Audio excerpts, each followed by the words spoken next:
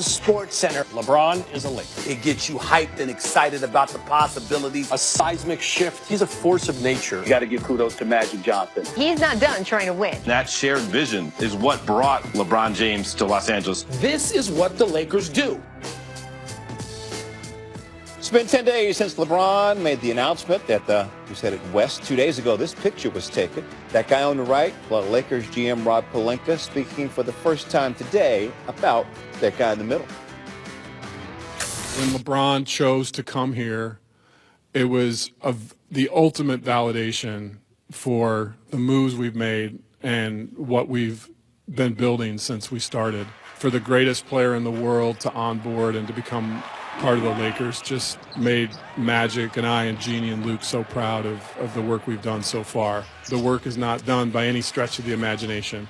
We're on a journey. We're on a journey towards bringing the 17th banner to the Los Angeles Lakers, and we know we still have work to do to get there.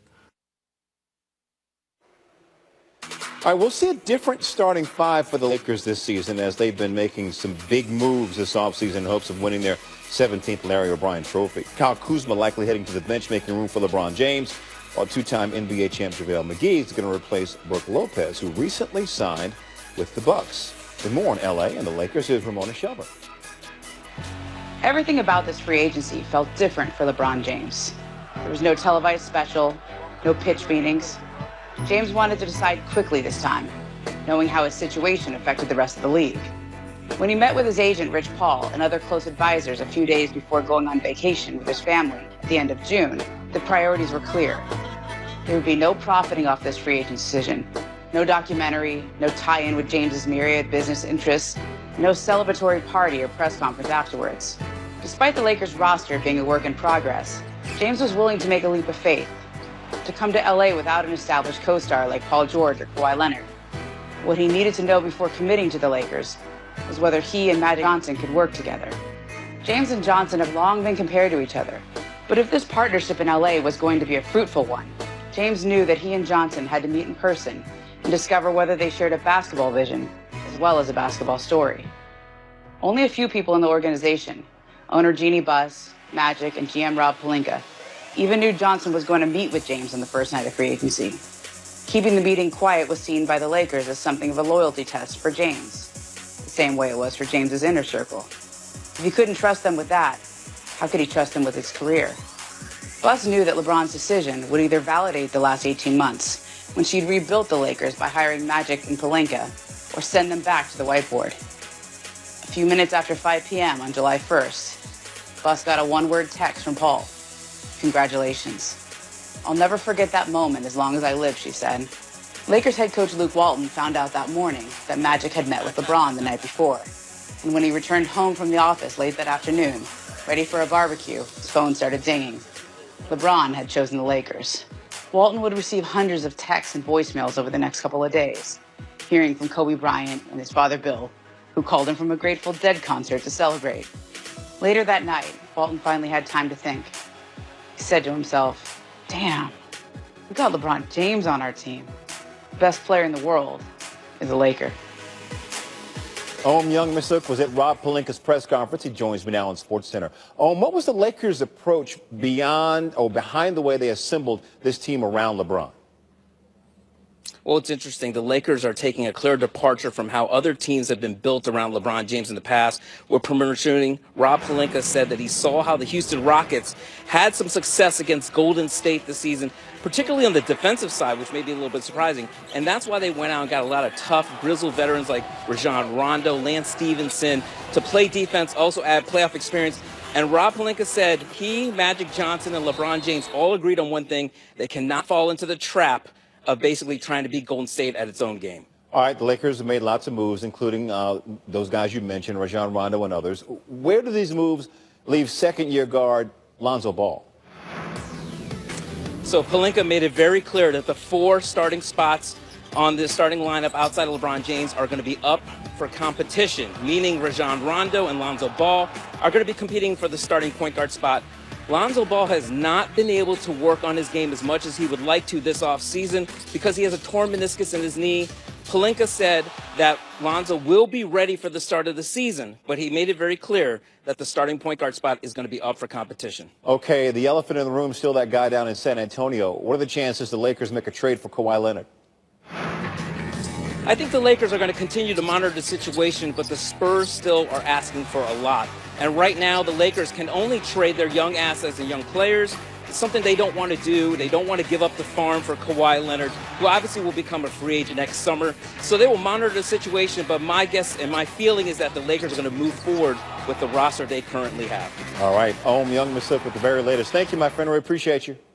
Is a Laker. It gets you hyped and excited about the possibilities. A seismic shift. He's a force of nature. You got to give kudos to Magic Johnson. He's not done trying to win. That shared vision is what brought LeBron James to Los Angeles. This is what the Lakers do. LeBron James, a pen in his Lakers contract, finally all got together today. James signed up for real. Little late, but makes up for Magic Johnson being a little early. Magic got to James' house 60 minutes before free agents officially opened, so he had to wait in his car until the clock struck midnight. If you remember his TV show, that was the best Magic hour ever. I was supposed to be there at 9:01, so I got there at 8:01. And so I was going to sit out there for an hour. Time to go up to his home, and it wasn't to sell the Lakers. He didn't want to hear that. He already knew the team almost better than I did. He broke the roster down right in front of me. Oh, the Coos like to do this. So-and-so like, oh, I can't wait. You know, this guy is this. And I said, wow, man, he knows the entire roster. Loves Luke's system. And he said, Urban, you know, I just want to come and be able to just play basketball and be me. And you have the type of roster that I think I can do that. We wanted guys who love to play the game. We wanted guys who love to compete. They love to win. They love to sweat. And when you have the greatest player in the world come join your organization, it raises everybody's level of play. LeBron is a Laker. Now that's the short four-word version. Ramona Shelburne went 4,500 words on the subject in a story that just posted on ESPN.com. The internet has more ink than TV does. So the day LeBron became a Laker, behind-the-scenes stories. Ramona with us now on SportsCenter. And let's take it from the very top on down. Jeannie Buss stayed out of it and stayed awake. Give us her perspective of what she told you. Well, you know, Jeannie had been doing this for the last 18 months, really, when she fired her brother and she fired Mitch Kupchak and installed Magic Johnson in that spot as president of basketball operations. This was her attempt to say, look, I tried to do it the way that I thought my dad wanted to run this franchise, right? I thought he wanted my brother and me to try to do it. That wasn't working out. We had to change everything. And she did that by putting Magic Johnson in there as the president of basketball operations for this kind of moment, for this kind of recruiting period. But at that point, she had done everything she could do. And I remember talking to her and said, so what did you do the night before? What did you do the morning of? And she said, I was actually home watching Rachel Nichols on the jump, just like everybody else. And, you know, the first part obviously didn't go well. They didn't get Paul George. I said, were you able to fall asleep? She goes, yeah, I actually fell asleep, but I woke up at 4 a.m. and absolutely couldn't sleep at all. I was tossing and turning. You know, there was nothing to do but really wait for the sun to come up. She had friends coming over and spent the whole day just looking at her phone, waiting for it to buzz with some sort of news. The meeting with LeBron was actually such a secret that Jeannie knew that it was happening. A couple other people in the Lakers organization knew that it was happening, but that was it. And they were under such lock and key. There was such pressure to keep this a secret because if it leaked, that was a major violation of trust with LeBron James because he had asked to keep this process quiet. And so she spent all day looking at her phone, waiting for it to buzz. Finally, a little after 5 o'clock, there's a text message from Rich Paul that says, congratulations. She said she was driving her car. She had to pull over because she was so excited and said, you know, this is something my dad would have really liked. This is something that he would have wanted to accomplish. Yeah, let's go with the congrats text because Rob Pelinka, right? We don't have a decision. We don't have a big essay article. We're getting texts with balloon emojis or something. What is this about? You got balloons. Yeah, I think what was interesting with Rob Pelinka. I know, the emoji game is pretty strong in the NBA, though, because, that's kind of how you convey emotion. And Rich Paul had to get in touch with a lot of people very quickly. So I think he might have, cut and pasted the same text. I'm just guessing, but a lot of people told me they got that same text. I think what's interesting with Rob and Magic, though, is that they had – one of the things that Jeannie told me about what they had done over the last year to get ready for something like this is they went into this with plan A, B, C, and D. And that was something that she was really trying to change from the previous regime where her brother Jim Buss was in charge and Mitch Kupchak was in charge. She said she went to a couple of the free agent meetings in the past, and one of them she just threw her hands up. She said they didn't even have a coach in place to sell the vision that they were pitching. And their answer was, well, we can we can ask them who they want to coach. And she goes, but then what if you can't get that coach? And, usually as a writer, somebody gives you a throwaway word like anyway, you cut that word at the end, right? But in this case, I left it because it really conveyed the emotion that she felt, the frustration she felt at how the Lakers had been operating that needed to change. And that was why she felt confident as she could be when Rob Pelinka and Magic Johnson were in charge of running this with LeBron James. Now, I'm going to pause right here and say this. They were in charge of recruiting LeBron James, but LeBron James made this decision. Right. LeBron James basically has the level of power. He says, here's what I want. Are you going to give this to me? Is this acceptable to you? It's not necessarily like you have to sell yourself to LeBron James. They've been selling themselves to LeBron James for 18 months, and it's all based on the actions they've been taking to reform their franchise and remake it in the way that Jeannie Buss thought it should have been. Okay, they do have a coach, and it's Luke Walton. And if it's the Waltons, there's got to be a Grateful Dead story. And this is, thank you for my life, man. Kitty Mayne. This is terrific. Listen, let's hear it.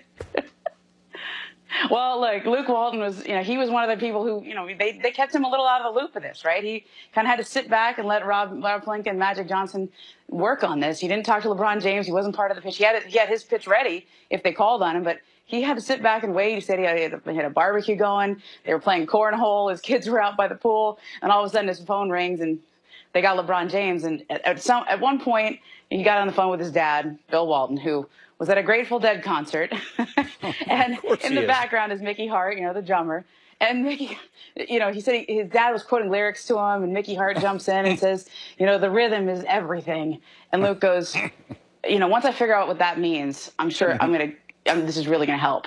I don't know what it means, but somehow Bill Walton always has an appearance in one of these stories. And I think that what's interesting for Luke is, they were drafted in the same year, Luke Walton and LeBron James. Now, he was a fifth-year senior, and LeBron had come out of high school, so he's quite a bit older. But he's got experience with star players before. He played with Kobe, right? He's been with Phil Jackson. They've won championships. He's seen all the drama. But for the last 2 years, he's been leading a youth movement, right? He's been trying to coach the young kids. His life is about to change. And I think he had, he got advice from Eric Spoelstra, he got advice from Kobe Bryant. But I think deep down, he kind of understands, look, this is how it's going to be. When we win, it's going to be great and it's going to be wild. When we lose, it's going to be the end of the world. We're going to be on SportsCenter every night, and it's going to be fun. And there was advice from the drummer of the Grateful Dead. Obviously. All the stuff you want to read, it's on ESPN.com right now. Ramona Shelburne, thanks for your time. Go read it. It's terrific. Wojnarowski reporting Carmelo Anthony has permission from Oklahoma City to speak with other teams. Anthony and his reps reportedly met with the Rockets and the Heat recently at Summer League in Vegas. Melo will waive his no-trade clause to facilitate a trade to a team that will release him, or the Thunder will exercise the NBA's waive and stretch provision on Anthony. Brian Windhorst joining me now. Brian, we just heard that update from Woj, but take us through why the OKC Carmelo separation plan could be more complicated than meets the eye. Yeah, so what you're getting here is both sides are giving each other something. Melo is now freed up to talk to other teams to arrange a place for him to land. And Melo, who has a no-trade clause, is allowing the Thunder to go find a place to trade for him. Here's the issue, though. At the end of the day, today, Melo is a toxic asset. And in order for you to trade him, you're going to either have to attach some goodies, draft picks or cash, which the Thunder don't want to do, or you're going to have to take back your own toxic asset or assets in return. So before you run to the trade machine and figure out how your team can trade for Carmelo Anthony, realize that the only way this trade would go through is if it's to one of Melo's preferred teams, or if that team instantly will release Carmelo Anthony. And that's a big thing to swallow because he's got a $28 million guaranteed salary for this season.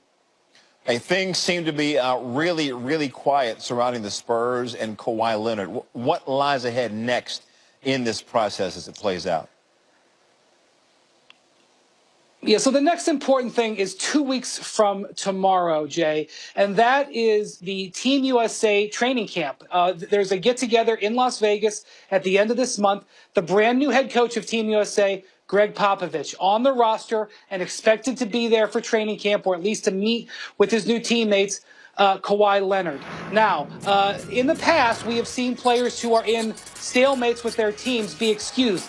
Most recently, Kevin Love, in 2014, when he had demanded a trade, he was excused.